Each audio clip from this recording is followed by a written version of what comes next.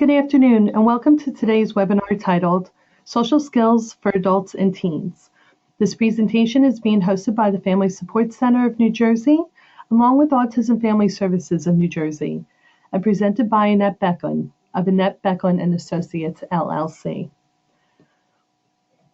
While acknowledging the need for education around specific topics, such as today's presentation, the Family Support Center of New Jersey also knows that families have many questions around their child's transition years. The Transition Matters NJ website assists families and professionals in identifying resources to successfully transition your child or student with unique needs to adulthood. Resources such as webinars, in-person workshops, and statewide and regional contact information are made available on the site. We encourage you to explore the site further and register for any upcoming sessions. Before we begin, let's take a moment to go over how you can participate during today's web event. Everyone has their own control panel in the upper right corner of their screen that looks similar to the one here. Use the orange arrow to open or hide your control panel. To listen to the webinar, you have two audio options to choose from: mic and speaker, and telephone. If you can't hear well using your computer speakers, you can elect to use your telephone to listen to today's session. In order to maintain the best sound quality possible, all but the presenter will be muted throughout the webinar. If you have questions or comments, you can submit them using the questions panel. All questions will be collected and answered at the end of the webinar as long as time allows. At this time, I would like to introduce Ms. Annette Becklin. Annette, welcome. Hello, and thank you. Oh, here we go. Can you hear me okay? Because you were fading in and out before now. Oh, I'm sorry. Yes, we can hear you.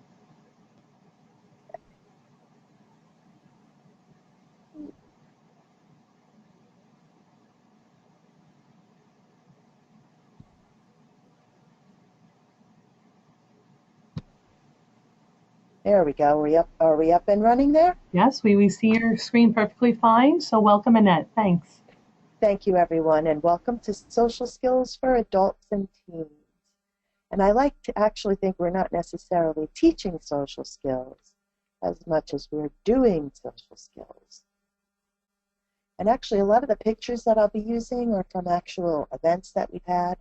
Obviously, I don't have client pictures in there, but just to give you an idea or a flavor for what social skills actually would look like.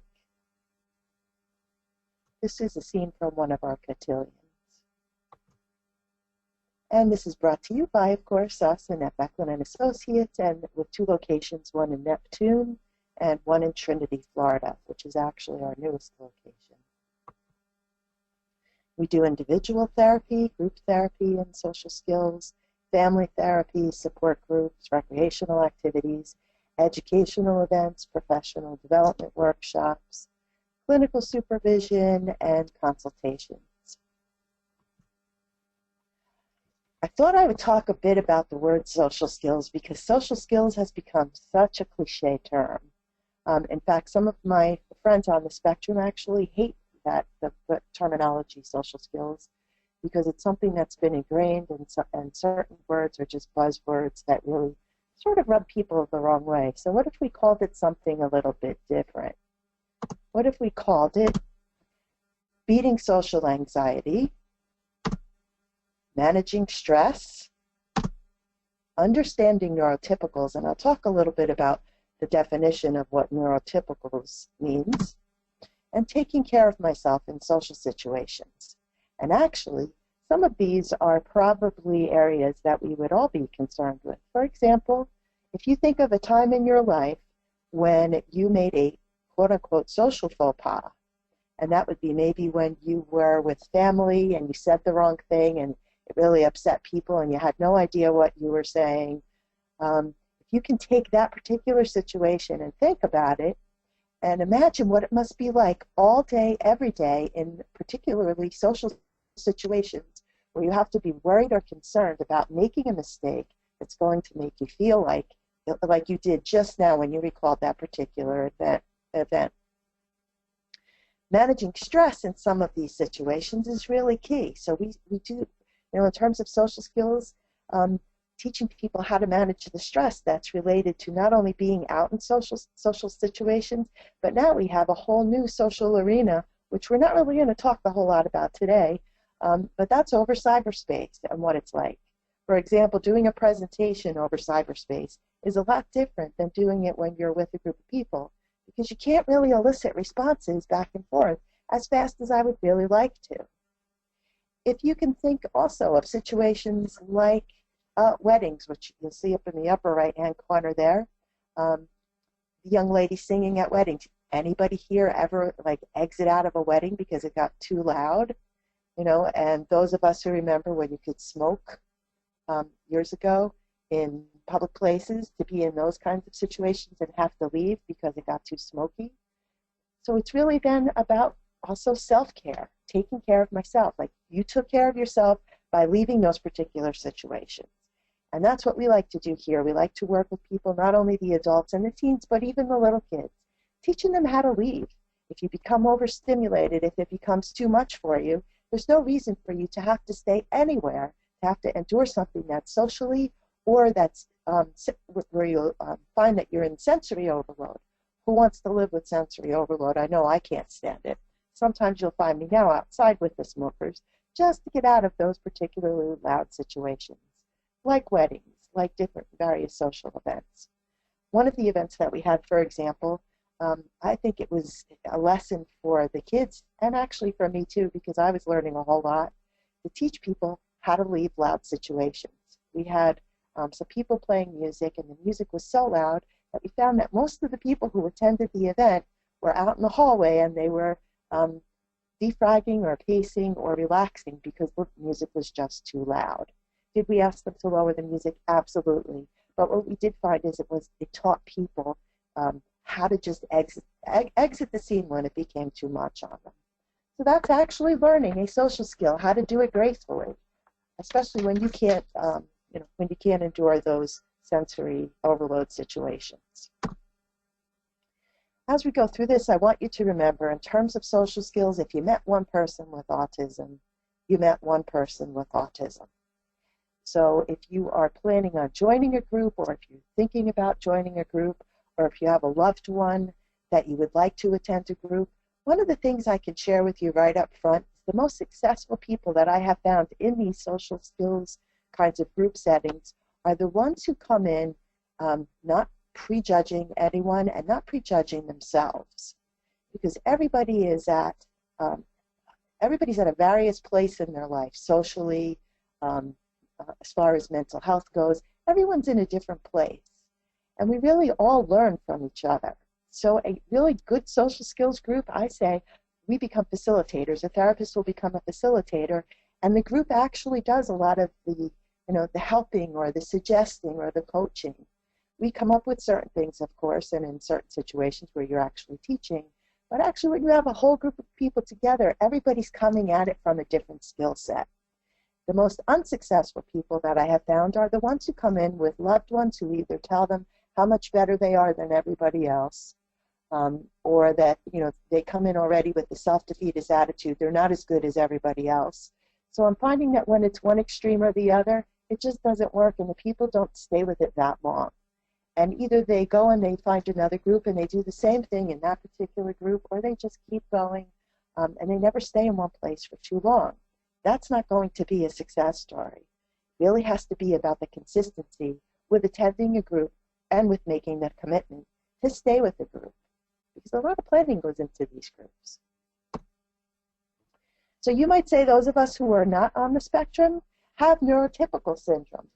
Okay, so people on the spectrum, imagine if they're looking at us, they're seeing us from a totally different standpoint. Maybe we should assign a number and add it to the diagnostic manual. So if neurotypical syndrome is a neurobiological disorder characterized by preoccupation with social concerns, delusions of superiority, and obsession with conformity. Neurotypical individuals often assume that their experience of the world is either the only one or the only correct one. NTs find it difficult to be alone. NTs are often intolerant of seemingly minor differences in others. And when in groups, NTs are socially and behaviorally rigid and frequently insist upon the performance of dysfunctional, destructive, and even impossible rituals as a way of maintaining group identity. NTs find it difficult to communicate directly and have a much higher incidence of lying as compared to persons on the autistic spectrum.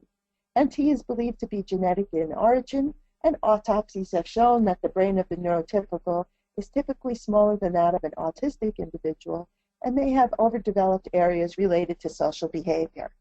That, my friend, is how autistic people see neurotypicals. Neurotypical is just another term for someone who's not on the autism spectrum. And I promise that's the last slide I'm going to read. So as we move forward and we talk about various social skills programs or things that you may want to look for, and actually I'll be sharing a lot about what we do here, I want you to go from a perspective of what it might be like for someone who's on the spectrum, and actually even for yourself. So the first rule of thumb is I want you to always presume intellect. And that comes from my friend William Stillman, who is he himself on the autism spectrum, and he's a prolific writer. So a unique and different way of being are individuals with diverse perspectives and diverse abilities. And for us, for therapists, for loved ones, there is no thinking outside the box. It's just that there is no box.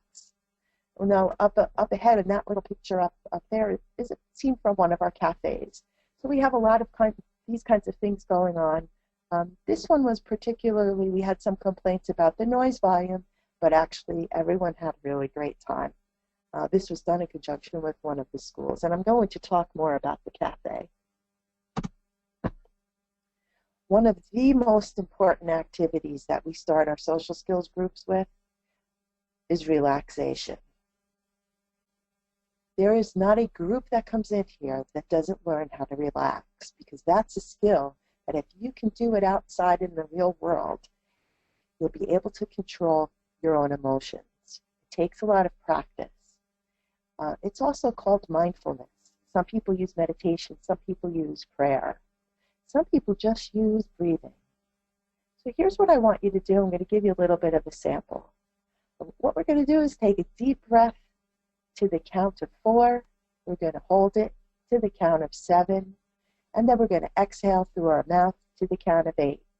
So in for 4 through your nose, holding for 7, and out to the count of 8. Let's do that. Let's try it. 1, inhale, 2, 3, 4. Hold your breath. 2, 3, 4, 5, 6, 7. Exhale now to the count of 8. 3, 4, 5, 6, 7, 8. If you find you're going into, and that's just a small example of a breathing exercise, but if you find you're going into any kind of a situation that's stressful, in order to manage the situation, which there's so many things that are unmanageable in a lot of the time, we have no control. The only person we have control over is ourselves. So if you're going into a situation and you can manage yourself, manage your own emotions, you go in and you're stressed out and you can breathe a little bit, it kind of eases up on any of the tension, and it eases up on an individual stress level. So I like to start all of our groups out with some form of relaxation, because it kind of takes the tension level from pretty high actually when people come in, or especially when new people are joining some of the groups, kind of takes the level of energy down a little bit, and it varies from day to day from the number of people who are in the groups, whether it's adults, teens, or kids. Everybody has a different form. Everybody has a way to do relaxation. And we find that we try with each individual group to do it the way that particular group likes it. So that's something that you want to look for too. Is your social skills group working on that, on working on managing social anxiety, on working on managing any social worries that you have, on any stress that's coming up for you? Because a lot of the time it's feeling that fear and then doing it anyway. That's another mantra we have. Aside from presume intellect, it's feel the fear and just do it anyway.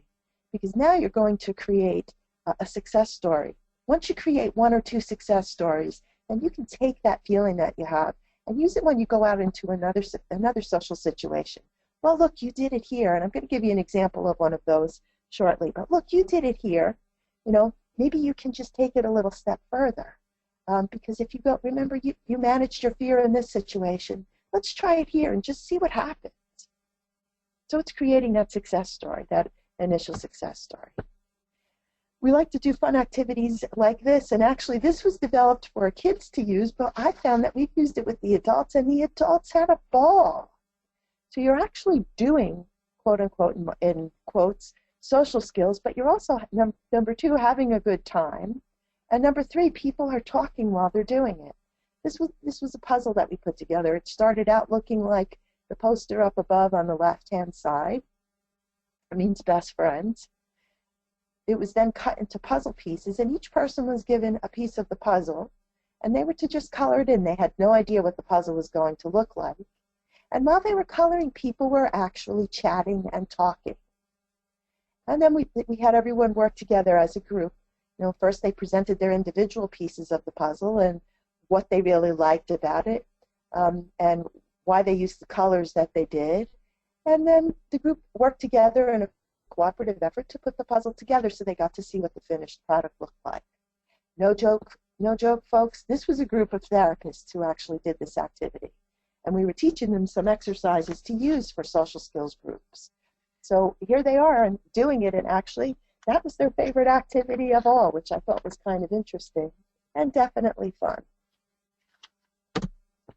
Another area that we look at is the area of life skills.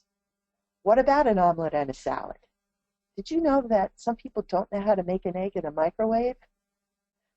I mean, I guess I find that foreign because it's something that I do on a regular basis. But here we are, we were working on how to make eggs in the microwave. So not only are people chatting again with their experiences and what they do know how to make and what they do know how to add, they're learning about healthy eating habits, and they're also learning how to cook. That's a life skill. So if someone is integrating life skills into their program, that's going to be helpful for someone later on. And it's also very empowering to know that someone can make their own lunch if you leave them home. We made birds' nests, and when I talk a little bit more about, these are some of the activities we've done. These were no-bake items. We have what's called a cafe, which I'll show you some more pictures in a bit, but we have a cafe where we use a lot of no-bake kinds of items, and we work on it during some of our social skills programming. Again, it's a life skill because you're teaching the microwave how to melt things, how to do things. People are finding these and presenting these to us, so it's not only our ideas. A lot of what we do have the input from our clients, from the community at large who are involved with us, whether they're clients here or not. They give us some of these ideas and they bring it into the programs, and we run with it. Because if it's their ideas, again, they get to see a finished product. And that's so much better than just having someone say, well, this is what you do and this is how you do it. One thing I've learned over the years, I will never, ever bring a handout into a teen group again, because the second you show someone a handout that they're going to be using, they automatically equate it with school, and if school is not a positive place, then neither will a therapy office be positive. So again, integrating what we know to be true already and keeping people busy. Having people work in teams, that's also been very helpful. So some of these are team projects where, well, I may not be very comfortable with getting my hands dirty, but I'm okay with mixing the caramel or the chocolate, because we've made different variations on things like the bird's nest that you see here. We have another great activity that actually the idea came to me from speed dating, and we taught the therapists how to do this as well. We have people, for example, if we have 10 people in an adult social skills group, we may be very good at doing things in group and taking turns going around in circles. But in order to accommodate some of our quiet members, we also need to make sure that they're able to talk to people one-on-one. And we don't want to put anybody under a microscope, because I know I don't like being under a microscope. I'm sure you don't like that kind of feeling either. So we often will break out into teams of 2, and one person stays stationary and the other half are mobile, and we'll find out something fun or interesting. For example, When we did this with a group of therapists to show them how to do it, they were to find out one interesting fact and nothing to do with social work. You know, we've had people who found out something, maybe an embarrassing moment that happened for someone. Can you think of a time when you had something really embarrassing or really funny happen? So people chit-chat a little bit, and then they'll ask questions, and that's what we want. We want people to be able to practice asking questions, because that's a skill very oftentimes people have a difficult time with, you know, or initiating conversations. How do you initiate? Well, we can give people the mechanics, but if we don't give them the opportunity to practice, and actually, yes, is this a controlled environment? But the feedback we get is that when people are out there, they're using what they learned because we're giving them homework to do. And when the bell rings in this case, then we switch and another person comes. And then we come back to the room and we talk about what it was like to talk about, you know, to talk about in conversations with one-on-one with another person. And we get to watch too. So we get people who say, well, I was a little bit anxious at first, but I really enjoyed talking to so-and-so. And I, you know, really learned I never knew that this person liked the same things that I liked. Well, guess what? If you tried that when you were out there in the real world, maybe at a family event, you might find that some of your family feels exactly the same way. It gives the quiet folks a chance to talk. Because if the quiet folks are afraid in a group setting to speak up a whole lot, it's not a facilitator or a therapist saying, well, how do you feel about that? It's actually just giving them a chance to have that give and take in conversation, which is often very helpful for the quiet folks. How about Saturday Night Fever? How about bringing dance into a social skills group?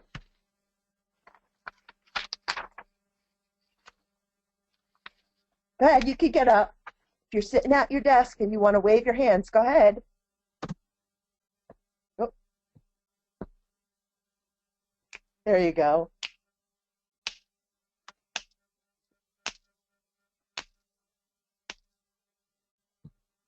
Okay, true story. Whoops. It's not going to stop. I'm going to advance that slide just because otherwise I'll be trying to shut off Saturday Night Fever for the remainder of the webinar. But anyway, true story. We worked on the Saturday Night Fever hustle because one of the clients here really was into John Travolta and Saturday Night Fever. So we learned how to do the hustle. YouTube is a great way to teach the social skill of dance because I forgot how to do it. So we worked on the hustle, the Saturday Night Fever hustle. He learned it, but we also taught everyone in the groups that we were working with how to do it. And not only did we do that, but we added the electric slide because, you know, when you go to weddings, you got to do the electric slide. And then there were a couple of the other dances, Cotton Eye Joe, and some of the other ones that people are doing in groups that we worked on as well.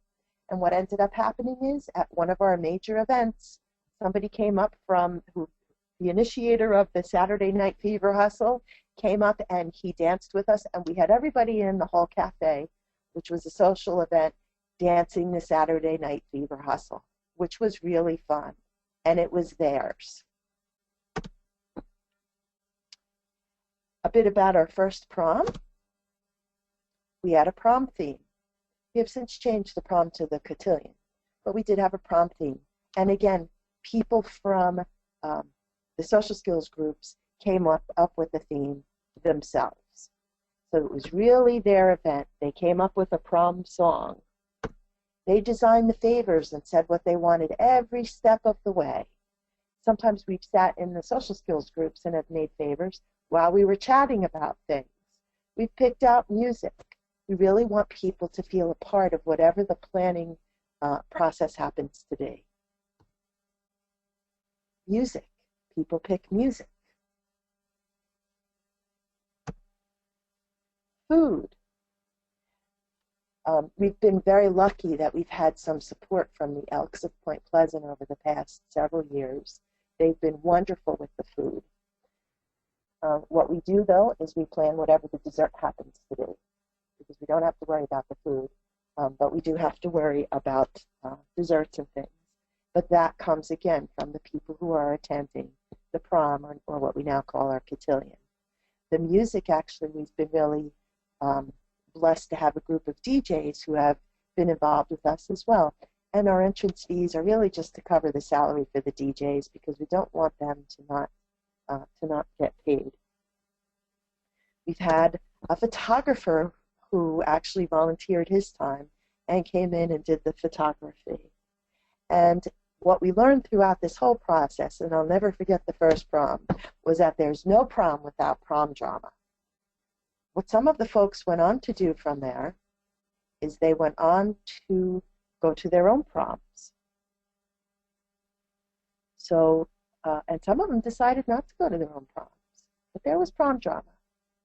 And everyone said, Annette, you seem like you're really excited that there's prom drama. And I said, you're absolutely right, because if you're going to go to your own prom, you might as well learn there's going to be drama. Another activity we had is a group painting. And this was actually a mindfulness activity. This is and it's very large, a very large print. What we did was we broke people up into 2 teams, so 20 people actually worked on this painting. One group came in and did 1 set of colors, and then another group came in and finished up the activity. And if you can see on the slide, all of the fingers have a fingerprint because all of the people who were involved with that, that was their way to sign their name. And our cafe. These are pictures from our first cafe. First cafe was totally and completely awesome. There was standing room only. If you look in the lower right-hand corner, that was our first setup. And during the social skills programs, again, to teach life skills, we had people who were waiting on tables. We had, people who were making food. We had over on the left-hand side someone who does connects. We had artists. We had people doing duct tape activities. We had photographers. So it was absolutely wonderful. It gave us the opportunity to put our social skills into real practice. So not only teaching them, but doing them. Some activities you may want to look for, are the programs using icebreakers, ways for people to get to know each other. We've been working on some telephone skills because we find that people are not really comfortable using the telephone.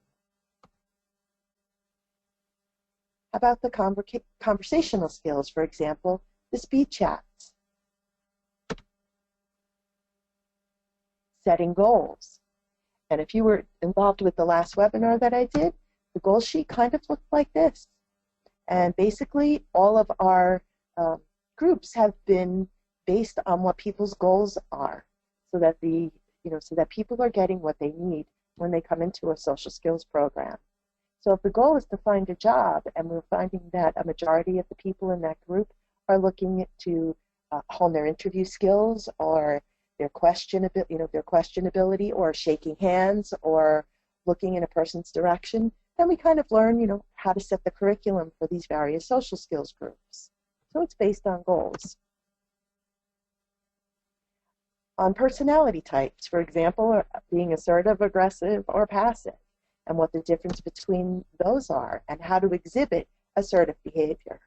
Everything is geared towards working in groups, because a lot of our clients identify the fact that they absolutely loathe being involved with group projects. And that largely is due to the social social phobias that go along with working with other people sometimes, and that fear of making social errors. So working in groups. Job skills. Dating. And here's a good one, sexuality. And that one's coming up here in our office starting in June. But looking at sexuality, because people may have developmental differences, but basically their bodies are still sexual.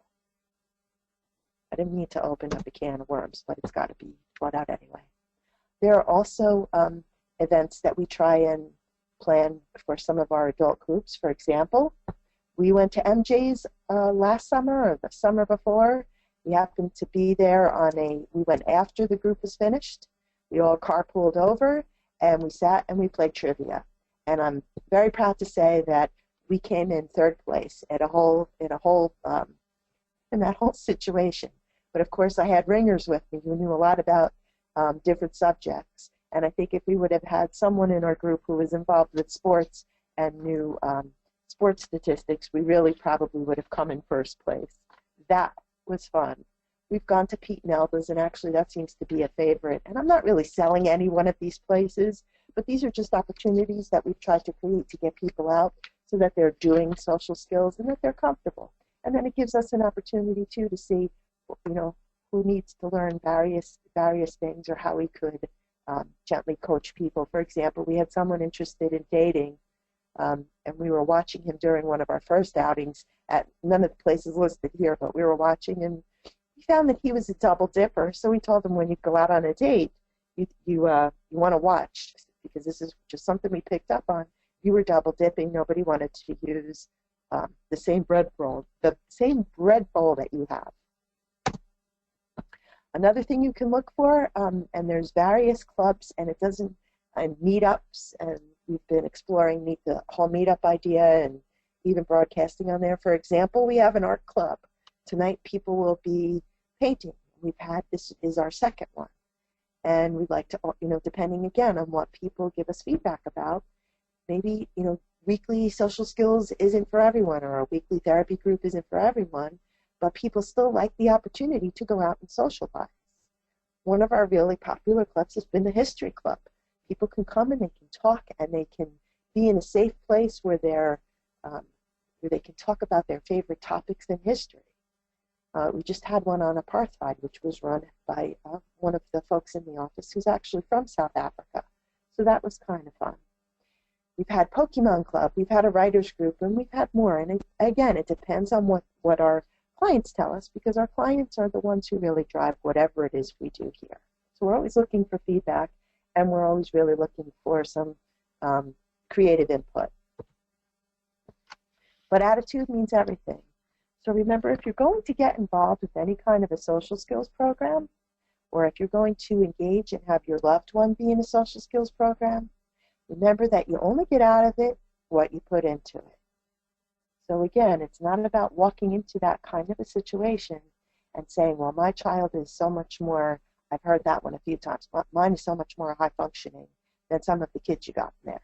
Or even the case with same thing with the adults, my son or daughter is so much more higher. Well, those are the people that don't last. So really keeping an open mind. One of the things we really has been great too for us is we have a parent group that meets at the same time as our teen group meets, so that the parents are getting support as well. And it also gives people the opportunity to share resources, because our parents are very sophisticated. And I have found in the kids groups, the teen group, they share a whole lot of resources, and it kind of gets other people used to the idea of these are other things that you have available and that you're not alone. Because a lot of the time, parents can feel very alone and isolated. So it's not about just dropping your child off and going out and going shopping. It's about really being involved in the process, buying into the process, and saying, oh, you know what, I want to get the most out of this as I possibly can. In the past, I've had LCSWs or LSWs run parent support, and I have found now that I have been very blessed with someone who is involved with advocacy. So we have an advocate who's been working with us as well.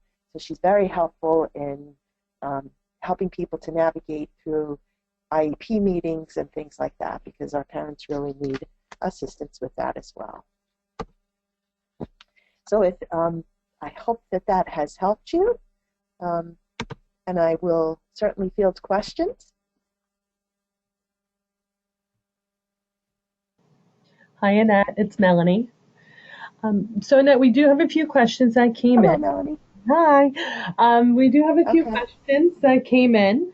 One in particular is, what if someone's child, a teenager, is not fond of the idea of attending a social skills group? I would have to ask, and again, I think this would be individual, where did that idea come from? Because I have fielded that resistance in the past, and sometimes we'll have people come in for some individual sessions, and I have had that work because it has to be on somebody's own terms. If you force somebody to do something, they're not going to buy into it at all. But sometimes working individually with somebody in the office can be very helpful. Because then it's, I know for me, I've had people in the past, it's like, oh, you know, well, we happen to be covering this topic in a group. I think the group would be great for you.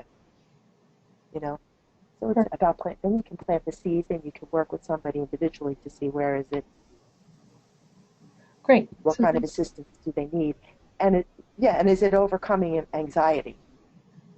Okay, perfect. Thank you so much.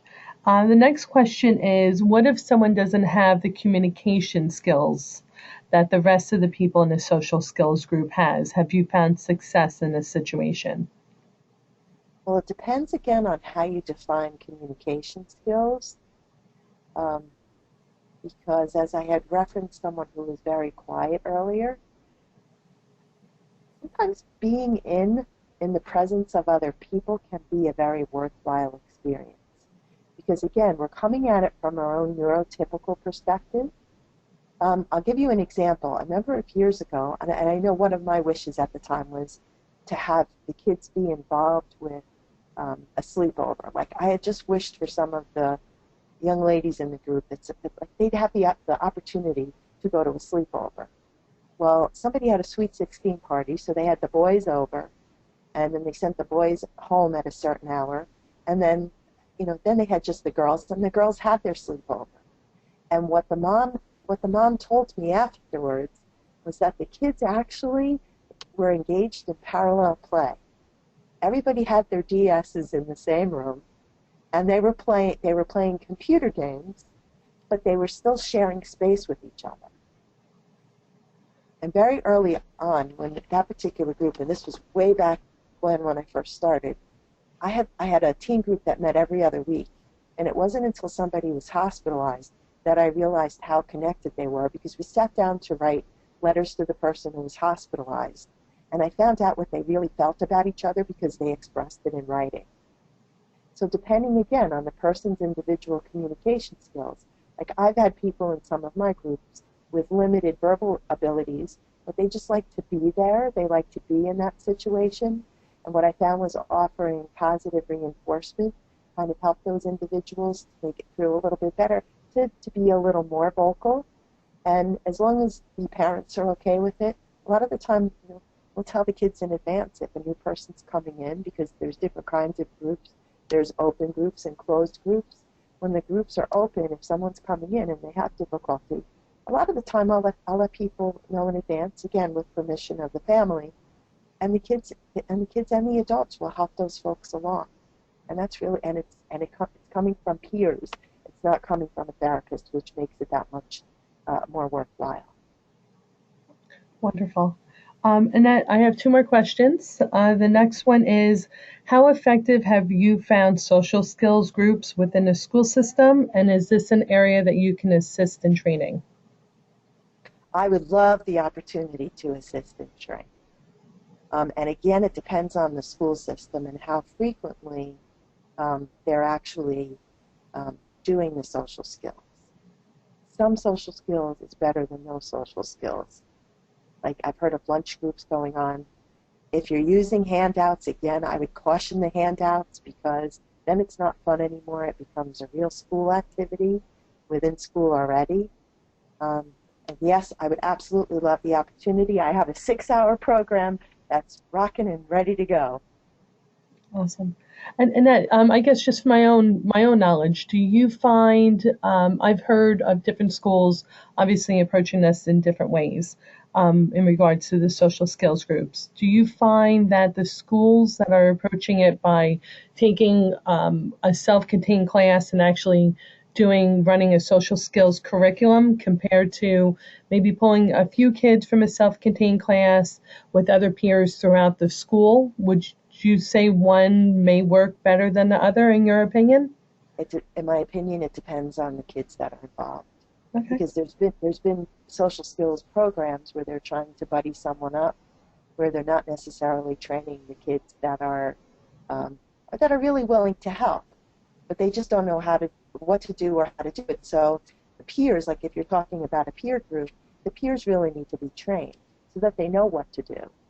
Because if they're walking into a situation and they don't understand, they're going to, who knows what they'll presume. They may not presume intellect, and maybe a lot of the time, the kids that aren't trained and even the adults who aren't trained start talking about some of the clients like they're not there, and they're thinking that they don't understand them, when in reality, they may be less verbal than their peers, but they understand everything that's going on. And our last question is, we have one of our attendees wants to know if you operate within certain counties or statewide.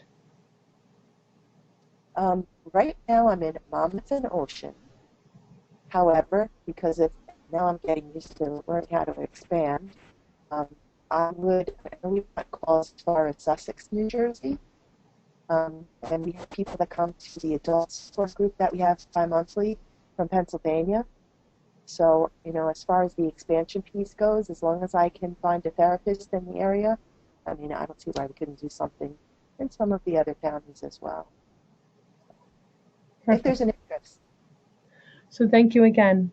On behalf of the Family Support Center of New Jersey, Autism Family Services of New Jersey, and of course, Annette Becklin, we thank you for joining us this afternoon.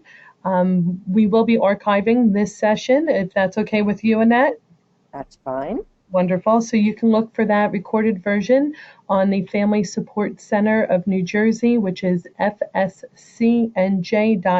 website. It should be posted within the next week or so. And again, we encourage you to explore Annette's website if you have specific questions. I know Annette posts her email on her site along with the phone number. And if you're looking for any additional trainings, resources, supports, please feel free to give us a call at the Family Support Center of New Jersey. We thank you again for joining us, and we hope you join us for the next session. Have a great day, everyone. Annette, thank you. Yes, thank you, everyone.